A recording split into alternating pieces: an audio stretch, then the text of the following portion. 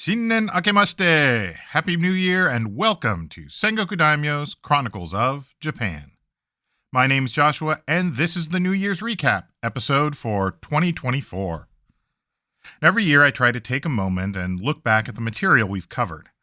In part, this is to remind us of the journey we've been on, but it's also to help look back at some of the larger themes that we might otherwise miss when we're looking at more discrete topics. This year, we've not necessarily progressed through as much of the archipelago's history as in previous years.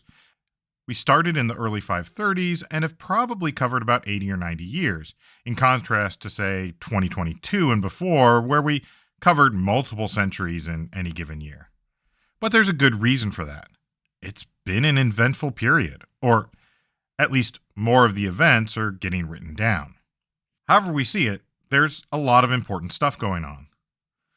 For instance, more than anywhere else, the rise of powerful families, not just individuals, is a process that began as a way to expand the power of the state, but which then took on a life of its own under what is now known as the uji-kabane system, the system of family and family rank.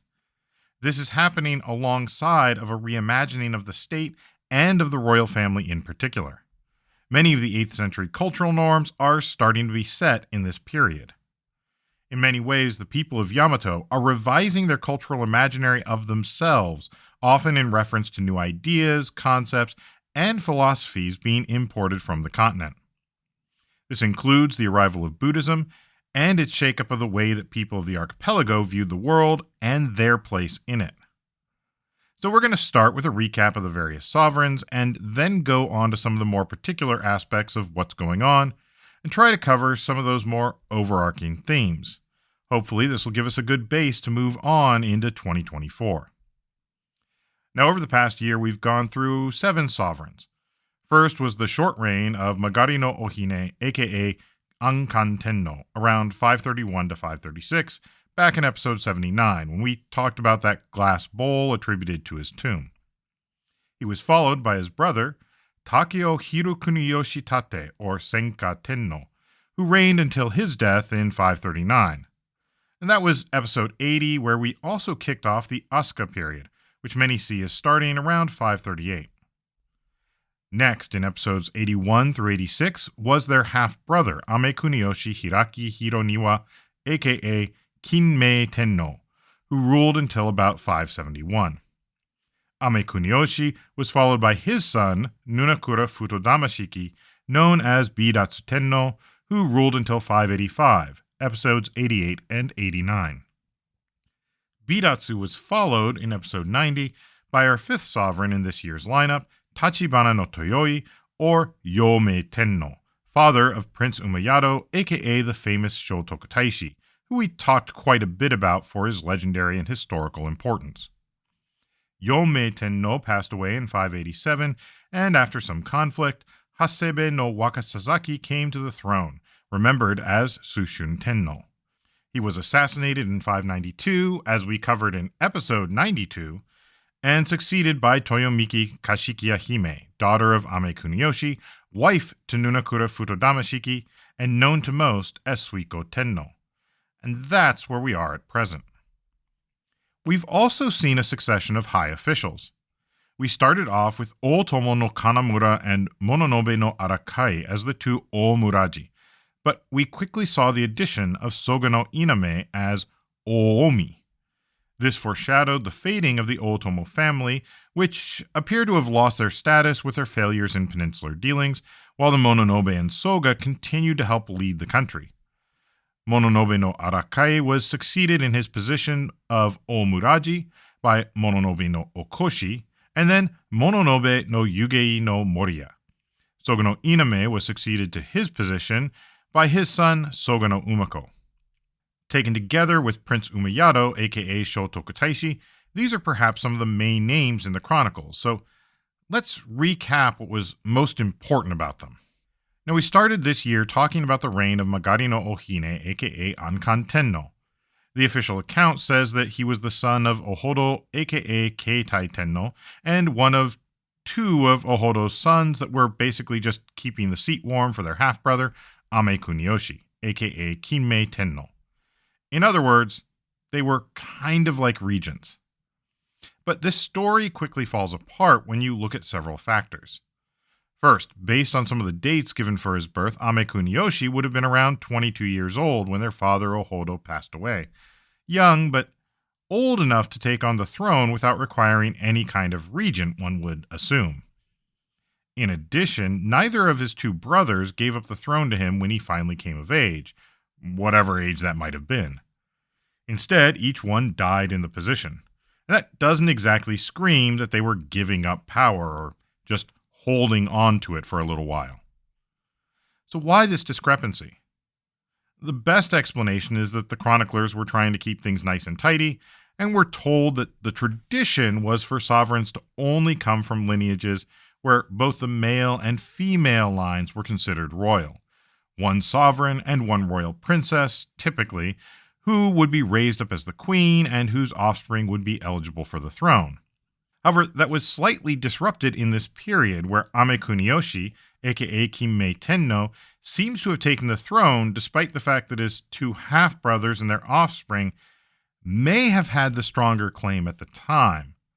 Still, Ame Kuniyoshi was able to point to his mother's royal status. In fact, she was even of the previous dynasty, sister to the last sovereign from that line, Ohase Wakasazaki, aka Buretsu Tenno, or so we're told by the chroniclers.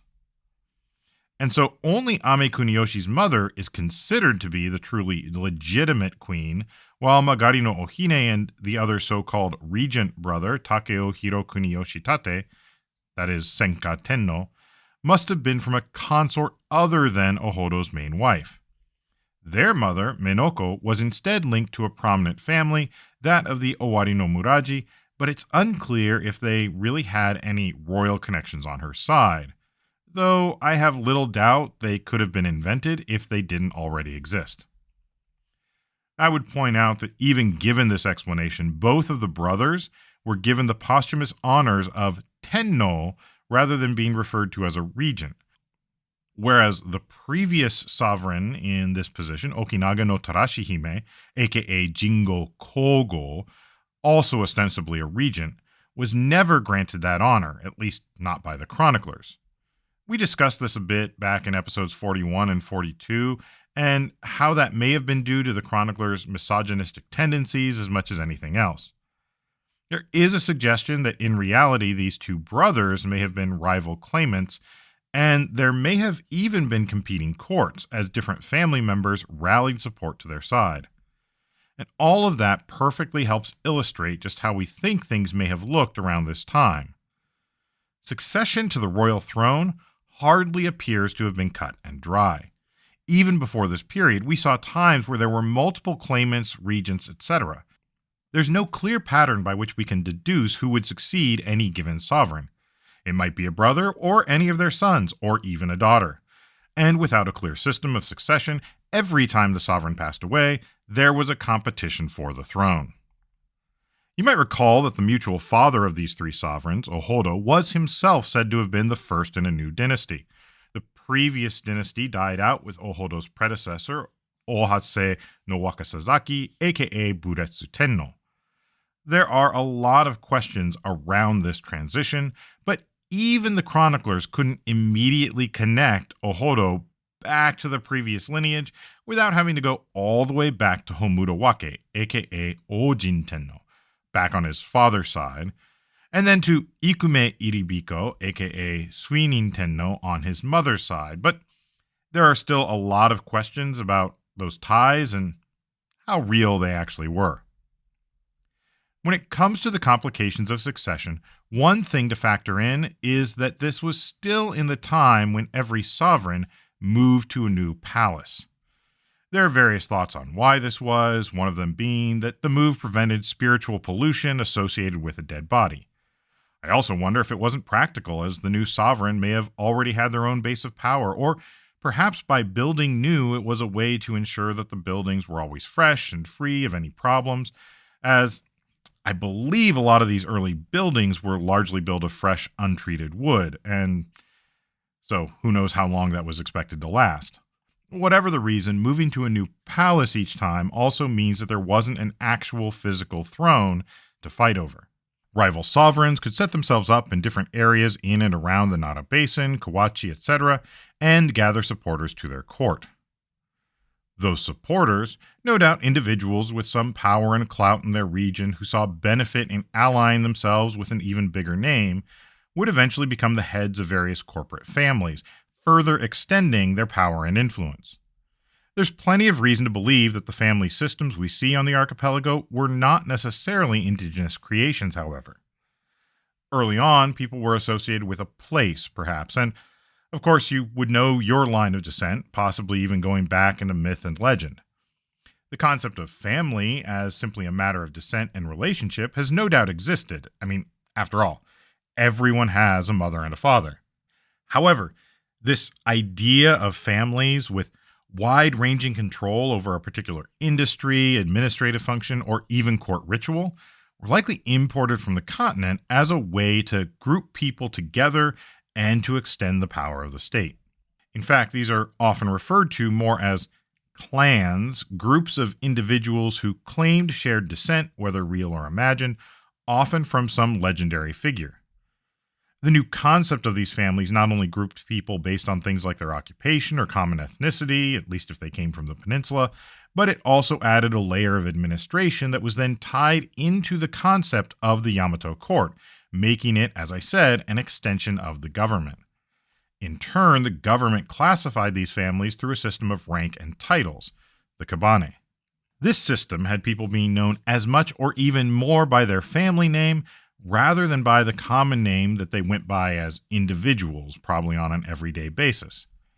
Originally, we see people working in similar professions organized into groups that use the term bei in the name, but later we get the uji or familial clans that were more like administrators and extensions of the court. Of note, there would continue to be many people who were not formally part of a particular bei or uji, or even later an ie or house. These were mostly individuals of the common agricultural class or similar, and long lineages might have no actual family name until the Meiji period, when everyone was expected to take on a family name as part of the efforts to modernize the country. Until then, having a family name probably meant that you actually were already a part of the upper crust of society, even if you were only on the bottommost rung of that particular social ladder. In addition, a family name allowed someone to take on the family kabane, or title. While there were some titles that appear to be given to the individual, these kabane titles, such as Suguri, Kishi, Atai, Kimi, Muraji, and Omi, designated entire families. These terms themselves appear to come from earlier job descriptions indicating different types of leadership, from a local headmaster up to rulers of the country and high ministers of the court. For example, the title of Omi was probably originally a job description, indicating one of the many functionaries that made the court run, but as a kabane, any member of a given family would be able to use the term, whether they were actually in a ministerial position or not. At this point, these important families were essentially an extension of the state, a way to decentralize control so that the Yamato state could function at an expanded level. Some families appear to have been set up around local administration, including making local chieftains and the like part of their own family unit that was then granted control of the area by the court. During the period we've covered this past year, we see that approach of absorbing regional families mature and grow, and those families then taking on greater roles, initially with stories like the Otomo and Mononobe families, culminating in the powerful Soga family. For the Otomo and Mononobe, the family name likely tells us part of what and who they were. The Otomo were the Great Tomo, the Great Tomo no Miyatsuko. These Tomo no Miyatsuko are some of the earliest court nobles, and it would make sense that the Otomo were at their head, which would also explain their position as the Omuraji in the 5th and early 6th centuries. Next to this family were the Mononobe, the bei, or occupational group, of the warriors, or Mononofu. Together, these families represented the early concepts of administration and military might.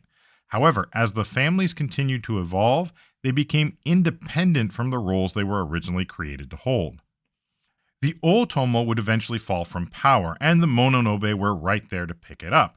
However, the Mononobe would also find themselves on the outs, especially in the tumultuous period following Ame Kuniyoshi's death, and it was at that time that a new family would rise up and take their place, the Soga, which we've heard a lot about this year. The head of the Soga, Sogo no Iname, had positioned his family in part through carefully marrying his daughters into the royal line. While this had been done in the past, it wasn't done to the extent or success that the Soga were able to achieve, at least not that comes across in the Chronicles. In only a single generation, Iname saw Soga-descended sovereigns on the throne, and this took place, of course, with not a small amount of maneuvering and, well, frankly, the eradication of rival lineages. It was their own Game of Thrones playing out, with the families created to serve the state and the royal family grabbing for themselves more power. Now, this would seem to be an unexpected consequence of a concept that had initially helped expand royal authority, and we'll only continue to see more of it in the coming decades and centuries. At the same time that all of this was playing out on the archipelago, things on the continent were also changing.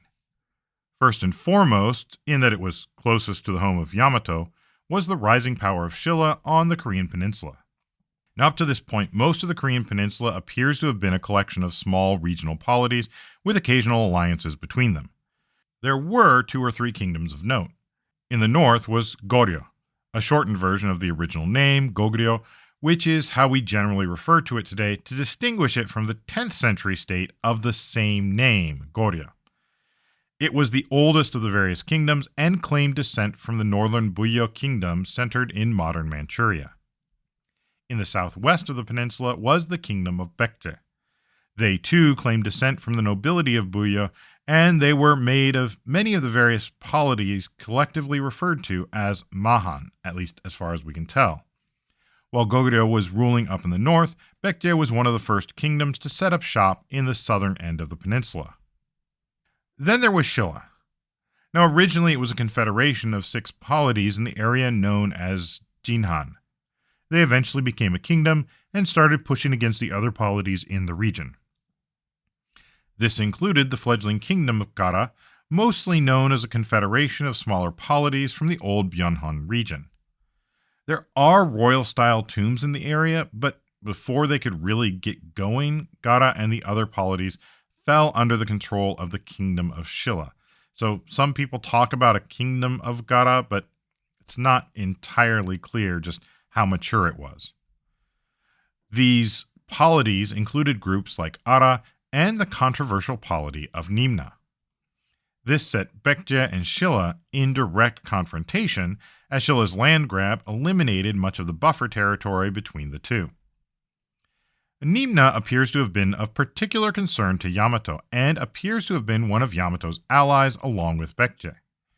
While Baekje seems to have been the stronger of the two, Nimna may have had a special place for Yamato, especially as it may have been an important port for Yamato ships traveling to trade with the rest of the continent. Nimna being under Shilla rule would have made this trade much more risky, as the Shilla-Yamato relationship was often a rocky one. Yamato attempted to move Nimna out from under Shilla control, both through an alliance with Baekje in concert with some other polities, as well as through attempts to take the country by force, most of which were excursions that were just called off for one reason or another. At the same time, Baekje had been in decline, generally speaking. They moved their capital farther south after being defeated by Goguryeo, and they were rebuilding and, well, still a powerful force, but not quite at the height of their power.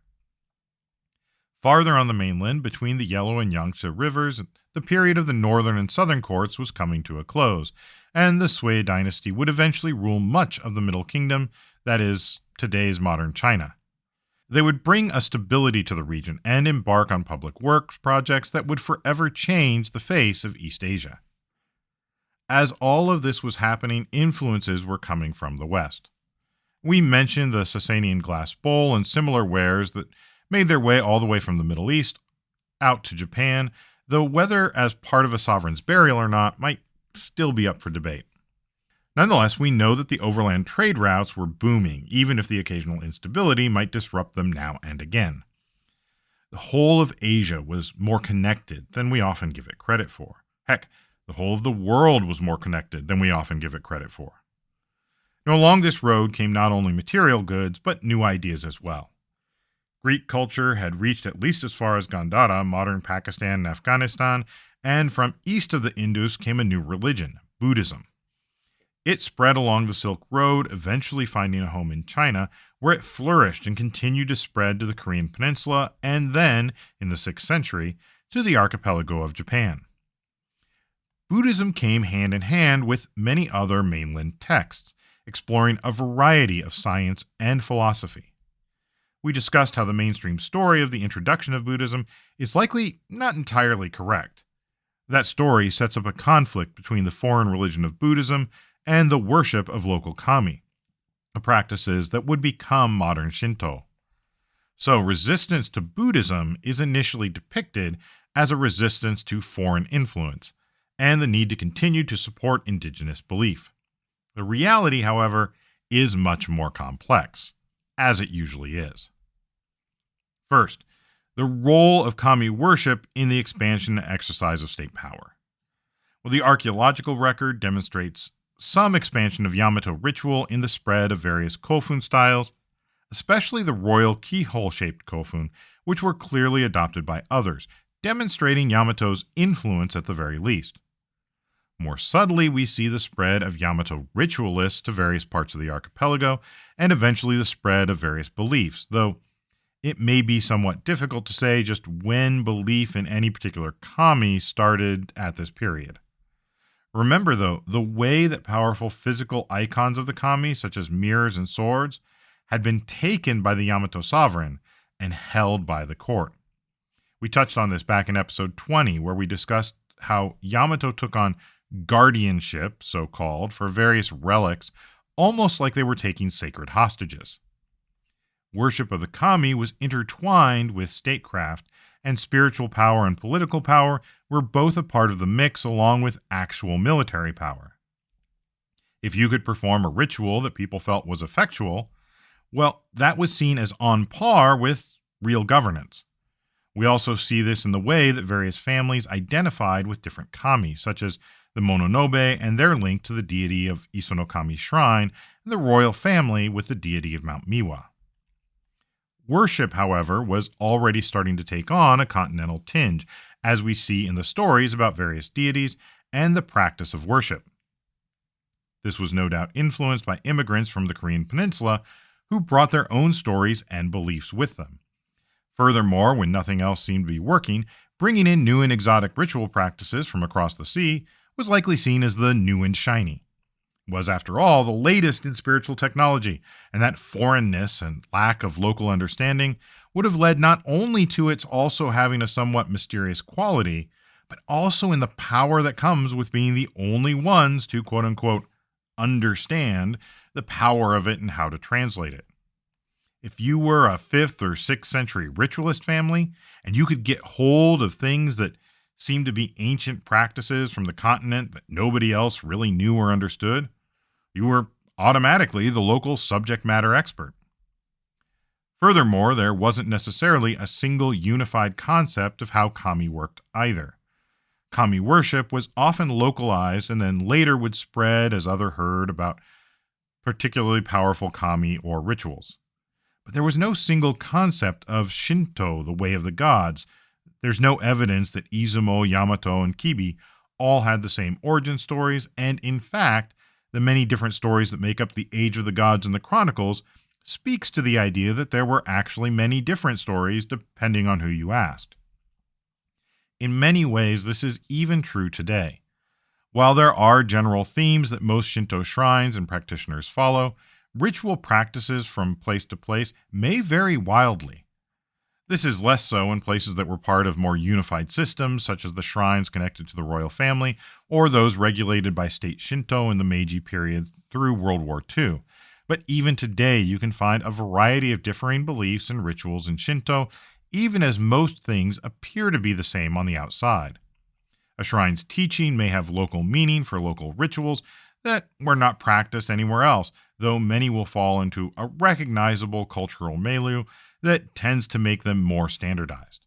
As a small but visible example, different shrines may have different omamori, protection amulets, that they offer. While most offer amulets against sickness, disaster, or for attaining goals, some may have specific amulets for the martial arts, while others may have specific amulets about love and marriage, or be geared towards sports, or who knows what. These will often be based on those things which the shrine and its kami are most associated with.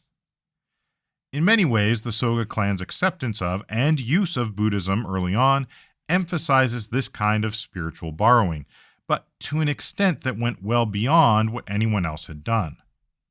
Most groups or families seemed to have borrowed bits and pieces from the continent and then applied them to their local customs, but the Soga appear to have taken on Buddhism wholesale. The benefit was that Buddhism wasn't just a few new practices. It was an entire corpus of material with a rich written tradition. Of course, the writing was primarily in Sinic script, which was not exactly accessible to most people, and early attempts at building temples and holding worship demonstrate a clear lack of understanding of Buddhist rites and rituals. Indeed, they are described much more like one might expect to see in kami worship, with an emphasis on Buddhist feasts, for example.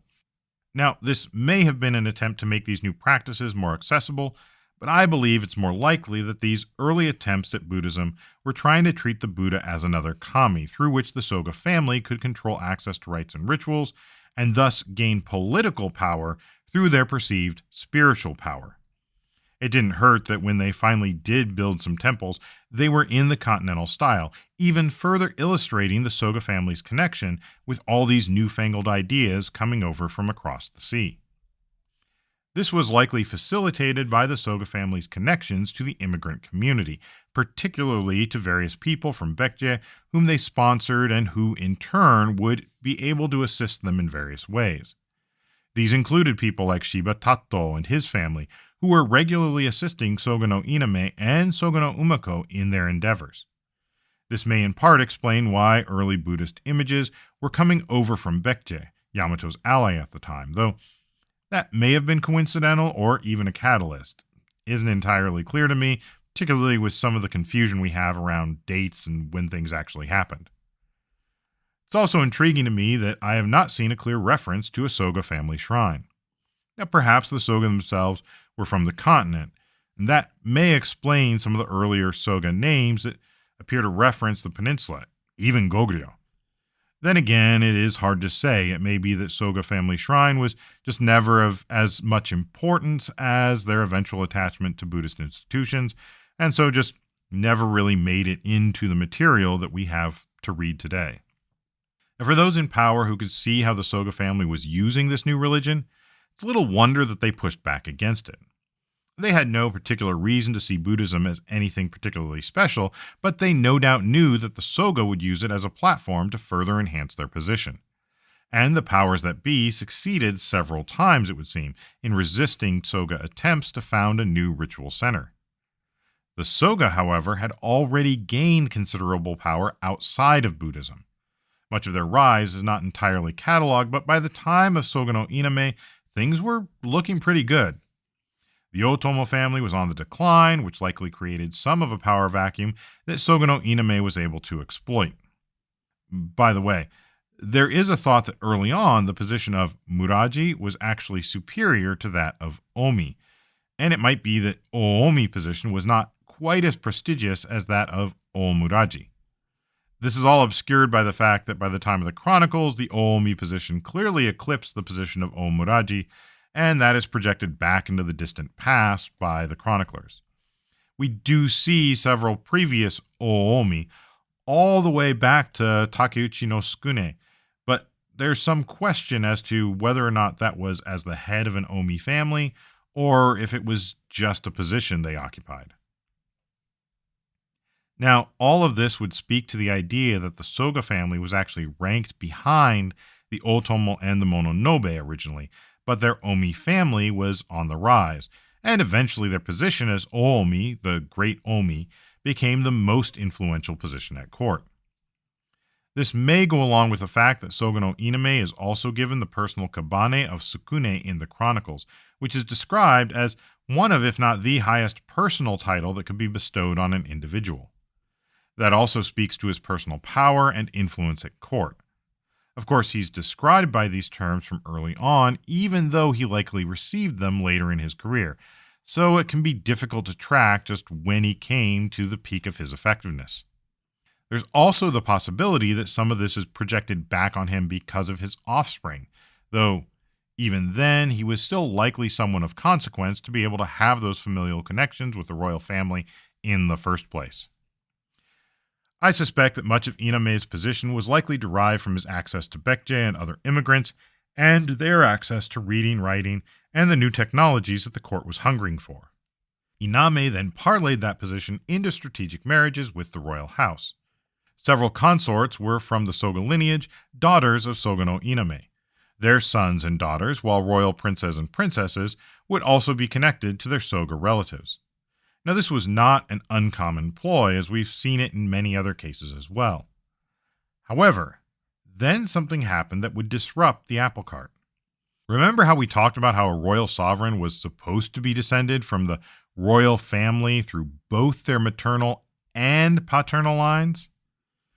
Ame Kuniyoshi was succeeded by his son Nunakura Futodamashiki, aka Bidatsu Tenno, and his mother had been Ishihime, son of Ame Kuniyoshi's half-brother, Takeo Hiro Kuniyoshi Tate, aka Senka Tenno, so all good there. But when Takeo died, his son, Hikobito, was not made sovereign.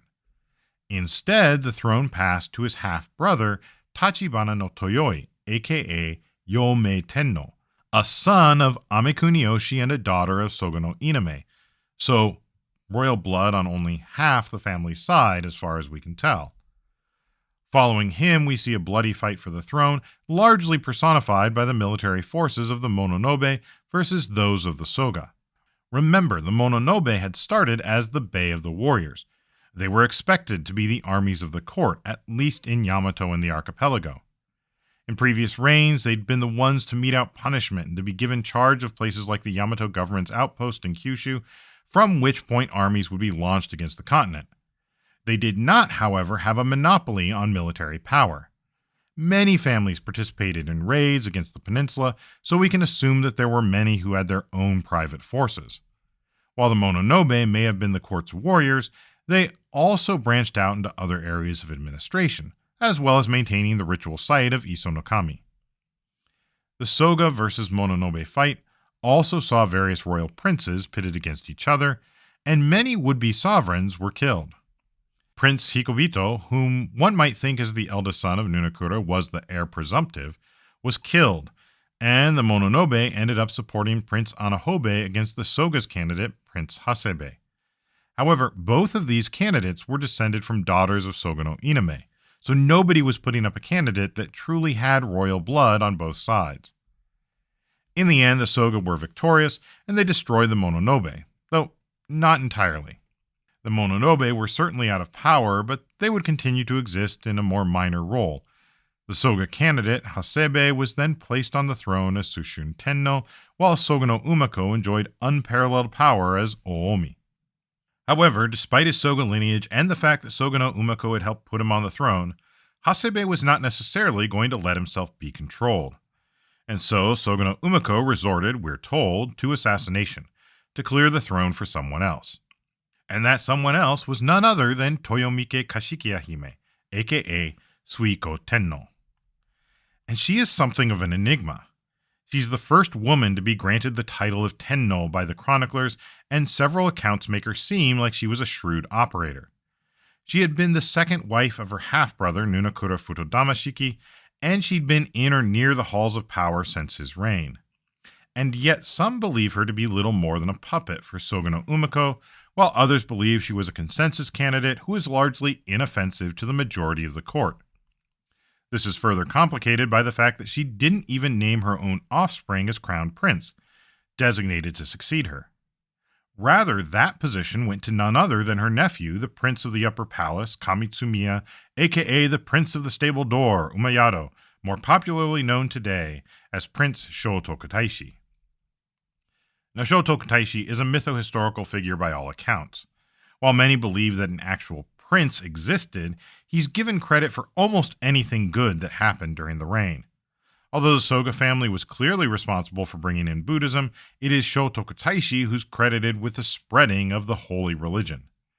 He's also said to have written the first constitution for the state, set up a court rank system similar to the continent, though still unique to Yamato.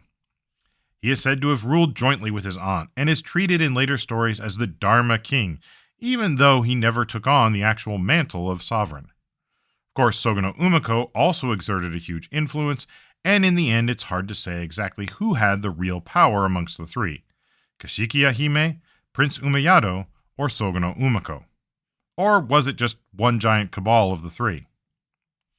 Umayado was the first to pass away, which may have also contributed to his holy status, as any problems could be passed off as belonging to his aunt, or, even better, to his granduncle Soga no Umiko, who would follow Umayado in death a few years later, and then finally Kashikiya Hime herself would succumb to time. They all passed away within a decade of each other, but Kashikiya Hime would manage to outlast them all. Through this reign, for all of the fighting and politics, many of the foundations were laid for a reimagining of the Yamato state, the sovereign, and the vehicles of power. The court had spread their control through ritual, through the familial system, and through the establishment of miyake, government outposts designed to control rice land and send tribute back in the form of tax. However, now they were formalizing that structure, and in so doing, they were putting a legal framework around it.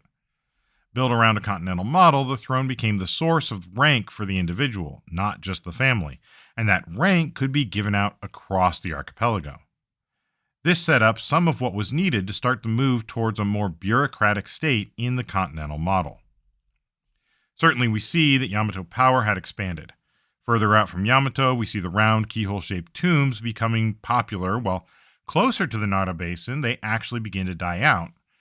In part, this can be seen as a possible sign of Yamato control, since the local elites were no longer being represented as rulers, but in a lesser capacity. However, it then takes a real turn as even the sovereigns, or at least the Soga-descended sovereigns, are no longer buried in keyhole-shaped tombs either, and these tombs become smaller. This may be at least in part because resources to build the tombs were being redirected into the new temple-building craze. For whatever reason, Buddhism had caught on, at least among the elites, and if the Soga family had hoped to control Buddhism, they appear to have failed. Numerous temples started up, tied to different families, most of them connected in some way with various immigrant groups on the archipelago. Where this would go, we'll have to see. And that largely catches us up. I skipped over a few things, but it is worth recalling the Haruna eruptions that we covered back in episode 87, which reminds us that the Chronicles really only give us a narrow view of everything that was going on. Much of the history of the archipelago remains unrecorded and is only understood through the archaeological record. While a lot was happening in Yamato, there was plenty going on elsewhere, but we only see it when it touches on Yamato and their politics. And so we learn a little more about the creation of the Dazaifu, and we hear about natural disasters such as earthquakes and floods, but only if they affect the Nara Basin. There are some hints in the Fudoki, the local gazetteers that were compiled in the 8th century to catalog the local stories and histories, but we only have so much. And even then, the stories aren't always easy to place in a truly chronological context. Still, we can see some general themes running throughout the period. Now, as we start into 2024, we'll finish up with the reign of Kashikiya Hime. Before her reign ends, we'll also see the rise of the Tang dynasty on the continent, a new inspiration for Yamato, but also a new threat, especially as they ally with Shilla. Also, with Prince Umayado gone, who will next take the reins of power? What will happen with the Soga family? Will Umiko's children prove to be as formidable as he was? There's plenty more to look forward to on the politics front. Until then, Happy New Year! As usual, I want to thank you all for listening and thank you for all of your support. Thanks also to my lovely wife, Ellen, for her continued work helping to edit these episodes. And remember, if you like what we're doing, please tell your friends and feel free to rate us wherever you listen to podcasts. If you feel the need to do more and want to help us keep this thing going, we have information about how you can donate on Patreon or through our coffee site, ko-fi.com/Sengoku Daimyo. or find the links over at our main website, sengokudaimyo.com/podcast, where we'll have some more discussion on topics from this episode. Also, feel free to tweet at us at Sengoku Podcast or reach out to our Sengoku Daimyo Facebook page. You can also email us at thesengokudaimyo@gmail.com. That's all for now. Thank you again, and I'll see you next episode on Sengoku Daimyo's Chronicles of Japan.